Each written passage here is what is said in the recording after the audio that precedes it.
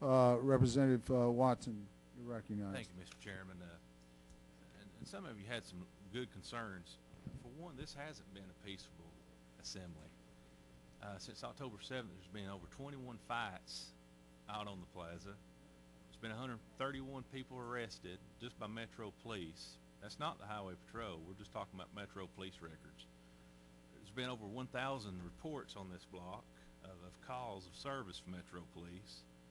Everything from crack cocaine, marijuana, meth, theft of purses.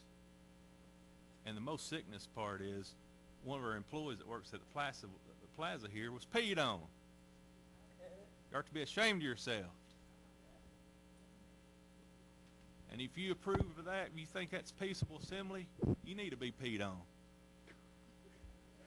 See how you like it. This is not a bill that limits the protest, the right to protest. You can protest 24 hours a day, 7 days a week.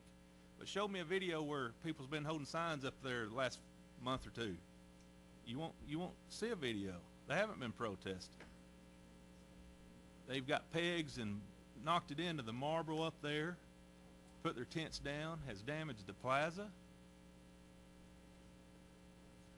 Their schools. I wouldn't want my kids to come up here from schools to do their singings in March and stuff because of the violence. Look at the police reports. And you know what's so sad is we've sheltered this type of crime by letting them house on the assembly property. Drugs, beer, arson, fights, security concerns. Look at what they did to President Obama's family just a few days ago. Throwing bombs, smoke bombs over the fence. January 17th, 52 tents was put up there. Only 3 people was on the plaza. February 1st, 8:05, 1 person was on the plaza standing up there. If you're going to protest, protest. We welcome you to.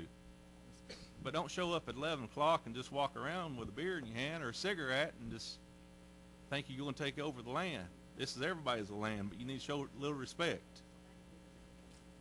And you know, quite honestly, this is a place of equal access for everybody.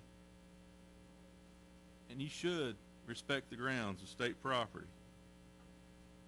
I've heard some silly things today. This bill's not a homeless bill. Matter of fact, Nashville's got a loitering law. The law's already on the books. If you're homeless sleeping on property, you can be arrested. This bill ain't going to do nothing different. Go look up the law. It exists in about every town across this state.